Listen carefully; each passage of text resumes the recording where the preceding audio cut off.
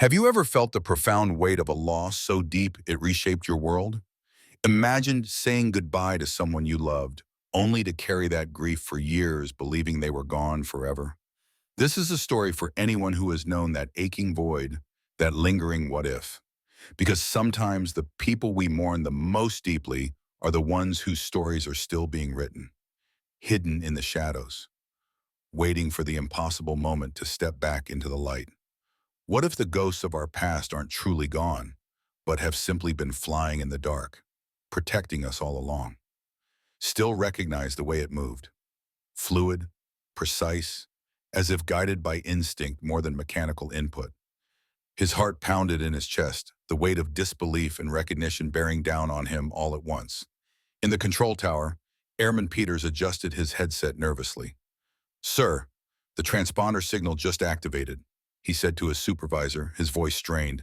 The older man leaned over his shoulder, eyes narrowing as he read the call sign blinking on the screen. "Phantom 06, the supervisor read aloud, barely above a whisper. His face paled. "That's her. That's Evelyn Monroe's signature." "But that's impossible," Peter stammered. "She's dead. She's been—" "Quiet." The supervisor's voice was firm now. "Log everything. I want every second of this recorded. Do not make assumptions." Down on the tarmac, security forces skidded into position, their red and blue lights flashing across the sleek body of the old jet.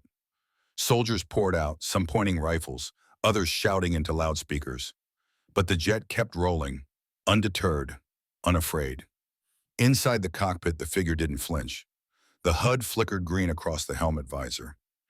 Hands, steady and unshaken, danced across the controls. The pilot had done this hundreds of times before. Muscle memory took over where reason might have failed. It wasn't just a return, it was a message. Frank watched, unable to move, memories washing over him in a crashing wave. He remembered Evelyn's laughter as she hopped down from the cockpit after a successful sortie, the way she'd ruffle his hair and tease him about his old man grumbling. He remembered the arguments, too, about safety protocols, about pushing too hard, flying too close to the edge. He remembered the last day 7 years ago when she prepped for a mission she never returned from, or so he'd believed. At the edge of the memorial ceremony, General Harrison arrived in haste, flanked by aides and senior officers. His face was unreadable, jaw clenched. He pushed past the murmuring crowd to get a better view. His presence silenced what little talk remained. He locked eyes with the control tower, raising a sharp hand gesture. "Get me visual confirmation now," he barked into his comms. From the crowd, a young lieutenant muttered, "Is that really her?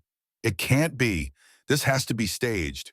But Lieutenant Sarah Kim, barely 25 and freshly assigned to Phantom Wing, stood still, eyes fixed on the aircraft as if seeing a ghost herself. She had grown up idolizing Monroe, reading every scrap she could find. To her, Evelyn wasn't just a pilot. She was a myth, an untouchable legend. And now that myth was rolling down runway 4, flesh and steel. As the F-5 reached the end of the taxiway, it paused. The hush returned. Even the wind seemed to hold its breath. Then the afterburner ignited in a deafening roar, and the jet surged forward. Chaplain Miller, standing beside the retired colonel near the memorial, made the sign of the cross. The colonel simply stared, lips pressed tightly, fists clenched. He had been at the debrief years ago when Evelyn was officially declared KIA. He had read the reports, signed off on them. But deep down, he had never truly believed she was gone, not without a trace. In the cockpit, Evelyn Monroe's eyes were sharp, her breathing calm. The world outside had changed, but inside this jet, it felt like no time had passed at all. Her mind replayed the final moments of that long-ago mission, the betrayal, the radio silence, the sudden extraction. For 7 years, she had lived in shadows, working for a nameless branch of government that existed without budget lines or oversight. She had become more than just a pilot. She had become a weapon. But now she was back. Why? Not even she could answer that fully. The pull had become too strong, the ache of unfinished business, the ghosts of promises unkept, the burden of truth buried too long. She had watched the world from the dark, watched this base hold yearly ceremonies in her name. She had watched Frank grow grayer, the unit change faces, and still her story had never been told. The jet climbed sharply into the night sky, carving through the clouds like a blade slicing silk, a brilliant streak of silver against the stars. The base below was left in stunned silence. Some ran after the jet, some simply stood still, some wept, and in the tower Peters whispered to no one in particular, "The ghost. She's real." Frank turned away from the runway at last, jaw tight, his eyes burning with unshed tears. His voice cracked as he muttered to himself, "She's not done. Not yet." And far above, Evelyn Monroe disappeared once more into the night. This time not as a casualty, but as a reckoning. He knew that jet, knew it down to the last bolt and seam. It was unthinkable, and yet there it was, undeniable. That unmistakable F5, ghostly and sleek under the July sun. His heart seized in his chest. "Silver ghost," he breathed, barely audible over the rising voices of the crowd. Disbelief, fear, and awe trembled in his voice. The ghost had returned, and it was no longer just legend, it was moving. The murmur of spectators quickly swelled into a storm of fury, whispers sharpened into accusations. "This is a disgrace," snapped a retired colonel. His face flushed a deep crimson. Spittle flew from his lips as he pointed an angry, shaking finger at the taxiing jet.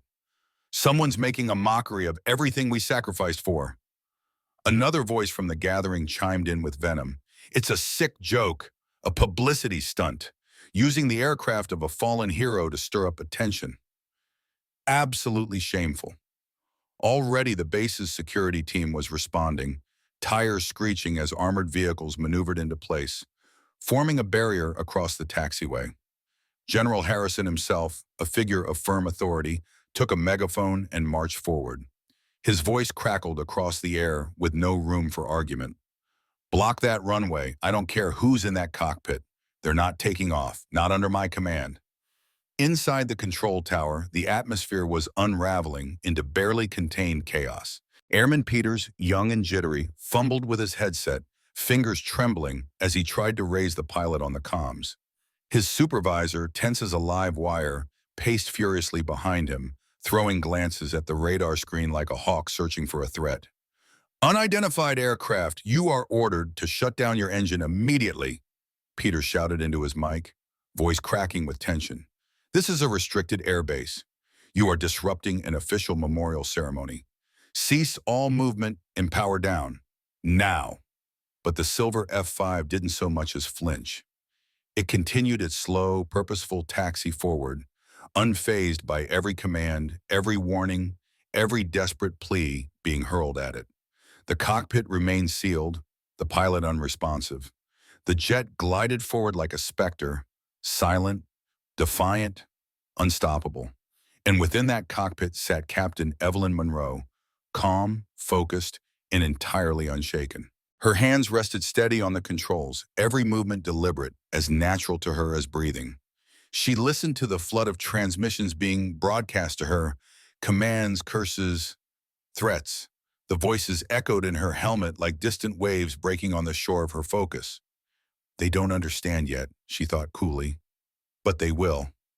Memories surged, unbidden but sharp. Nights spent deep in enemy terrain, entirely alone, cut off from any support.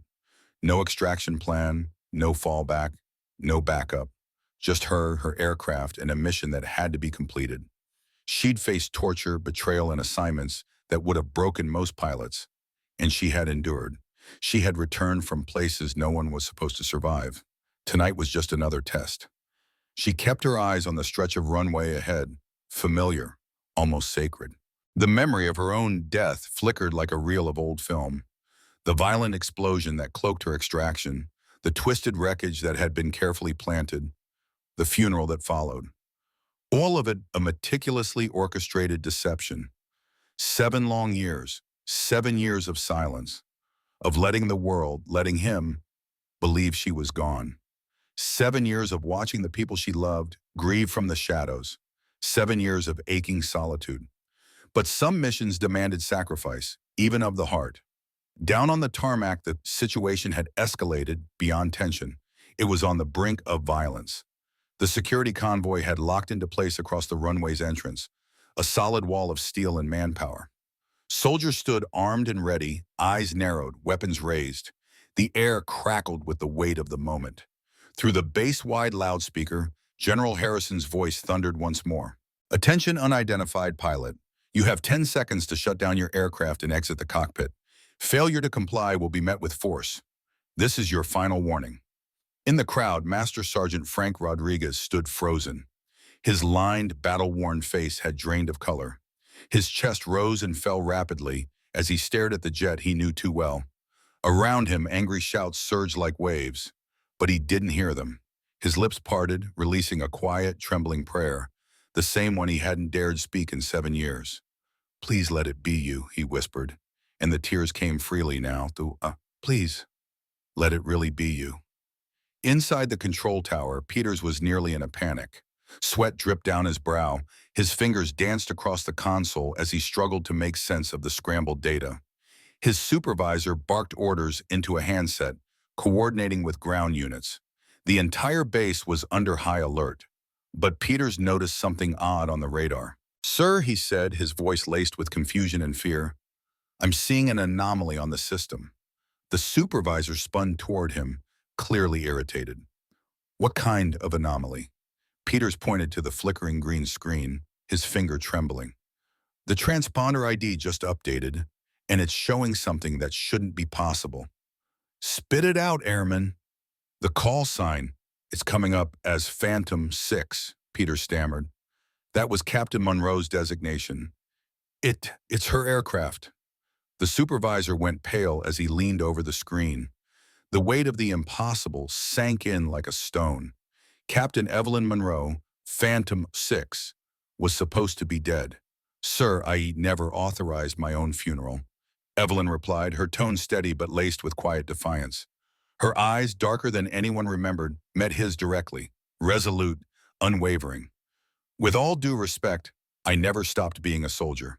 I never stopped fighting. The silence that followed was thick, charged. No one quite knew what to say.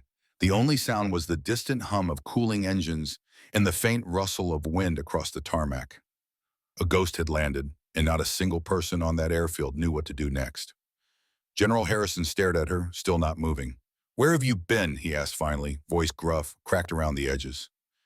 Evelyn's lips tightened slightly, and for a moment it looked like she might not answer. But then she spoke. Somewhere I didn't choose. Somewhere I survived. Her voice was low, calm, almost too calm. That's all I can say. For now. Behind Harrison, Master Sergeant Frank Rodriguez struggled to his feet, his knees still weak from the shock. His eyes never left her. He had served beside her. He had grieved her. And now here she stood, real as the steel bird she flew in on. It's really you, he murmured, as if saying it aloud would make it real. Evelyn turned, recognizing his voice, and something in her expression softened. She took a step forward, then another until she was standing in front of him. I never forgot you, Frank, she said. Not for a second. He tried to speak, but emotion clogged his throat. Instead, he simply nodded, blinking back the tears that were now freely falling. It wasn't weakness. It was years of grief unraveling all at once. He wasn't alone. All around them, the gathered crowd stood stunned, frozen in disbelief, eyes wide with a mix of awe and fear. The kind of fear born not from danger, but from witnessing something that defied the rules of reality. Inside the control tower, Airman Peters was still staring at the screen. The words Phantom 6, Monroe E, active, burning into his memory like a brand. His supervisor hadn't spoken since the moment that line of data appeared. His hands still clamped over his mouth as if trying to keep the world from shifting any further. She's really here, Peters whispered. She landed. How is she not a ghost? She is, the supervisor muttered, eyes wide. But maybe not the kind we thought. Down on the runway, Evelyn looked toward the crowd, faces young and old, familiar and unfamiliar.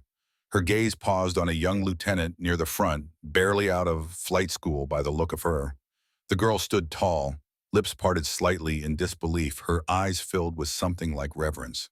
Evelyn held her gaze for a long moment before giving her the faintest nod, as if to say, "You're next.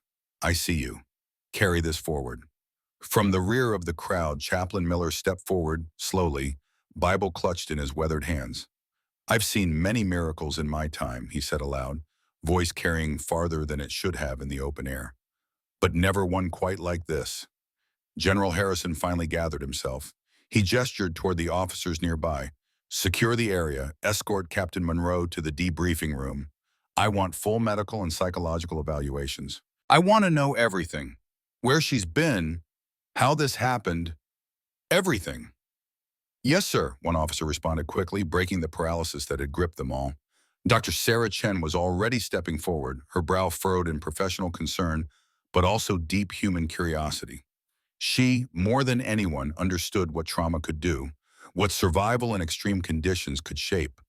But this was uncharted territory. Evelyn watched the movement around her unfold, the precision of a military base snapping back into function. But her gaze lingered on the sky for a second, just a flicker of something in her eyes.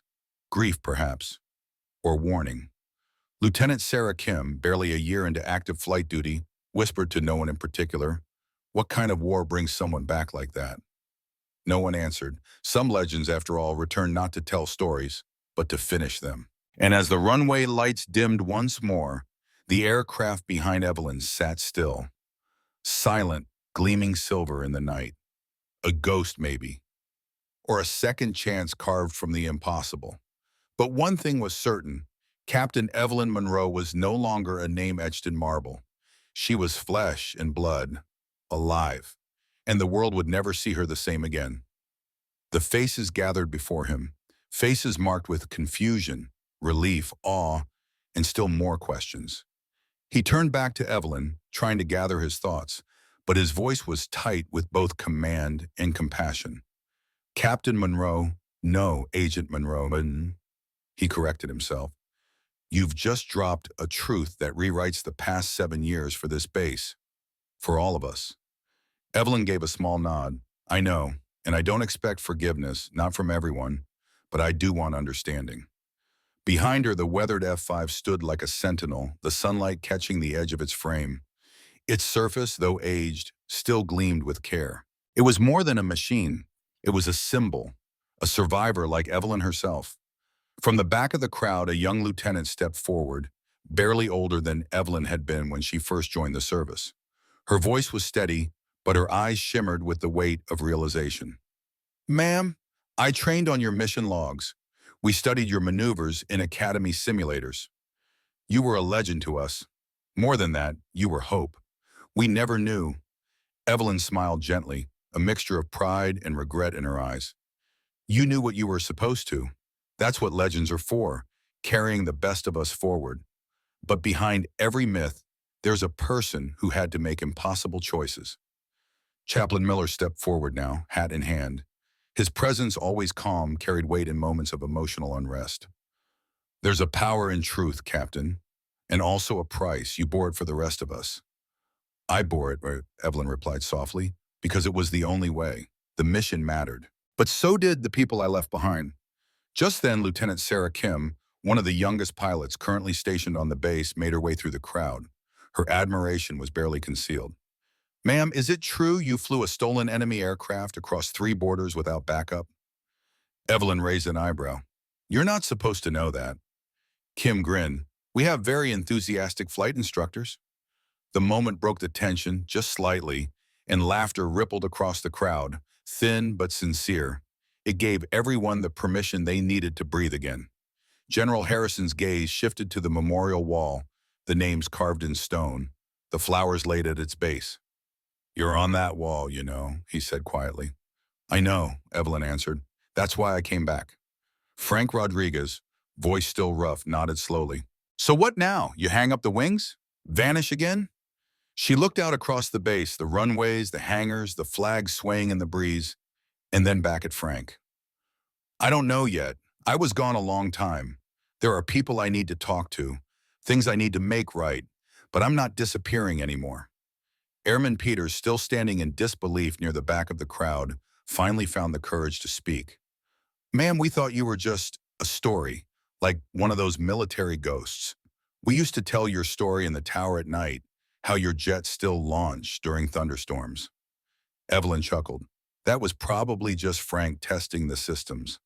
No, Frank said firmly. That was you. You were still here. We just didn't know how. The crowd was silent again, but it wasn't the silence of confusion this time. It was reverence. Retired Colonel Simmons, cane in hand, made his way toward her, slower than the others, but with deliberate purpose. You gave us back our history, he said. Now let's make sure it's remembered right. Evelyn nodded. For the first time in years, the weight she had carried, of secrets, silence, and survival, lifted just a little. She wasn't a ghost anymore. She was home. His team stood in quiet reverence, many of them discreetly brushing away tears. Captain, the general began, his voice thick with emotion. What you've done, the sacrifices you've made, this goes far beyond duty.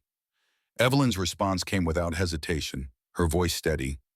No, sir, this is what duty is. Sometimes it means flying headlong into danger. Other times it means vanishing completely, so others can rest easy, never knowing what was prevented. The mission always comes first. From the crowd, a young lieutenant slowly lifted his hand. His voice, though hesitant, carried a question that hung heavily in the air. Captain, how do we even know what's real anymore? How do we know who else might be gone but not really gone? Evelyn turned toward him, and for the first time all evening, she smiled, an unguarded, sincere smile. Lieutenant, she said gently, in this line of work, the best operators are the ones no one ever hears about. The real heroes, their names don't end up in textbooks. We serve so you can focus on the mission at hand, not on the threats you'll never see coming. She turned back to General Harrison. Sir, I have one request. Please leave my name on the memorial pile, not as someone who died, but as someone who understood that sometimes the truest service demands the greatest sacrifice, including giving up the chance to ever be recognized for it. The general's nod was slow but resolute. Captain Monroe, welcome home. As the crowd began to break apart, many still in stunned silence, Frank made his way to her again. So what now, Captain? What comes next? Evelyn tilted her head back, taking in the starlit sky above, then glanced at the silent aircraft that had brought her back. Her answer came quietly, but with firm conviction. Now, Frank, we get back to work, because the sky doesn't stop needing protectors. And some ghosts were born to keep flying. What had begun as a solemn remembrance quietly evolved into the most unforgettable celebration in Falcon Ridge Air Base's history. The news spread like wildfire. Off-duty personnel streamed in, unable to stay away once they heard the whispers of what had occurred. Many called it a miracle. The chapel, once dim and hushed for mourning, became a place of gathering and astonishment. Chaplain Miller, who had delivered her eulogy 7 long years ago, stood before the crowd that now packed the space. Tonight, he said, voice shaking, we were reminded that faith doesn't always look the way we expect.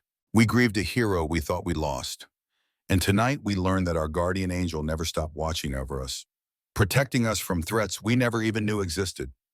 Young pilots pressed forward, drawn to Evelyn like gravity. Their faces, full of questions, admiration, and awe, surrounded her. Among them, Lieutenant Sarah Kim nervously raised a hand. Captain Monroe, how did you keep hope alive all those years? Evelyn scanned the eager faces before her. These were the ones who would carry on the legacy, the code, the sacrifice. Lieutenant, she said, hope isn't something you hold on to. It's something you build. Every mission I flew, every threat I neutralized, that was hope made real for people who'll never know how close they came to danger. That's what kept me going. Master Sergeant Rodriguez stepped forward then, cradling a small metal plaque in his hands.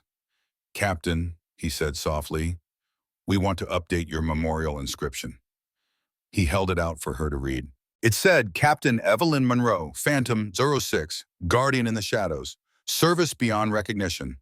Frank explained, his voice thick with meaning. Your name stays on that wall, but not as someone we lost, as someone who chose to serve in a way that demanded the highest price, complete anonymity. People need to know that some heroes operate where medals can't reach. Dr. Sarah Chen, the base's lead psychologist, stood nearby, having quietly absorbed everything. She stepped forward now, understanding the emotional shock that still rippled through the personnel who had mourned Evelyn as a fallen comrade. Captain Monroe, would you be willing to speak with some of the team? Many are still struggling with survivor's guilt. Your wingman from that last mission, Johnson, he's never really forgiven himself. Of course, Evelyn said without hesitation. I'd like to establish a permanent support program here for those carrying invisible wounds, guilt, loss, for those dealing with missions they can't talk about, even to those they love. No one should bear that weight alone. Just then, General Harrison returned with papers in hand. Captain Monroe, he said formally, though the warmth in his tone was unmistakable. Effective immediately, you are reinstated as Senior Advisor for Tactical Operations and Personnel Resilience. You'll guide our next generation and consult on high-level missions. The crowd burst into thunderous applause, raw and cathartic. For the first time in 7 years, it wasn't a sound of grief, it was the roar of gratitude, of welcome, of belief renewed. Evelyn stood at the center, no longer a ghost, but a legend reborn, and very much alive. For years, Evelyn Monroe had lived behind layers of secrecy, her contributions hidden, her sacrifices unspoken. But now, everything had changed. She could stand openly among her peers, walk the grounds of the base without disguises, and share stories without needing to leave out the truth. The shadows that had once defined her were no longer a prison. They had become a legacy. That evening, as the final notes of the memorial ceremony faded into the cool dusk, Evelyn found herself once again standing in front of the memorial wall. Her name, still etched into the stone, hadn't been removed, but it no longer signified death. It now stood as a symbol of a different kind of life, a life lived in silence so others could remain safe and free, a life that chose to vanish for the sake of duty. Frank appeared beside her, carrying 2 steaming cups of coffee from the base cafeteria. The smell hit her before he spoke, grounding her in a memory that felt both distant and immediate. "Just like old times, Captain," he said, handing her one of the cups. She accepted it with a grateful nod. "Better than old times," she replied, her eyes scanning the wall's engraved names. "Because now we can honor them properly. We can finally tell the truth, that service wears many faces, and the bravest ones are often never known." Before either could say more, Lieutenant Sarah Kim, young and earnest, approached with a nervous kind of determination. Her voice was steady, but her eyes betrayed the weight of her question. "Captain, will you teach us what real service looks like?" Evelyn smiled, and in that smile, the burden of the past 7 years began to loosen. It didn't vanish, it never would, but it no longer pressed down on her so heavily. "Lieutenant," she said, "real service isn't about applause or medals. It's not about rank or recognition. It's about doing what needs to be done, even if no one ever knows you did it." She gestured toward the wall behind her. "Every name here, every single one represents someone who understood that truth. Some of them fell in battle. Some vanished without a trace. But they all served something greater than themselves." Frank raised his cup in quiet salute. "To the guardians in the shadows." Evelyn lifted hers in return. "To the guardians in the shadows," she echoed, her voice steady. What had begun as a memorial had become a homecoming. The ghost had returned, not to haunt the past, but to help shape the future. 3 months later, Captain Evelyn Monroe stood before a classroom filled with fresh-faced young pilots, their uniforms crisp, their eyes shining with ambition.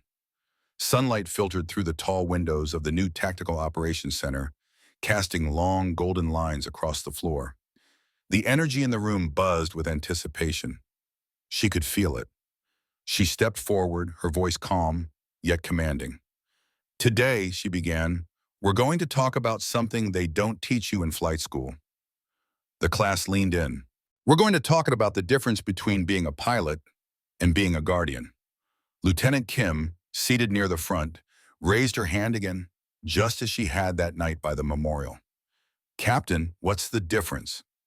Evelyn didn't answer right away.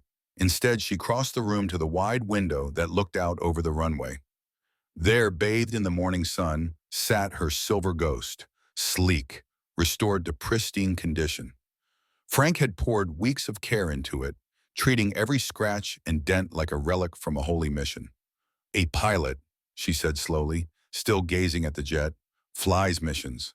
A guardian protects something far greater than any single objective. Sometimes being that guardian means disappearing. Sometimes it means letting the people who love you believe you're gone.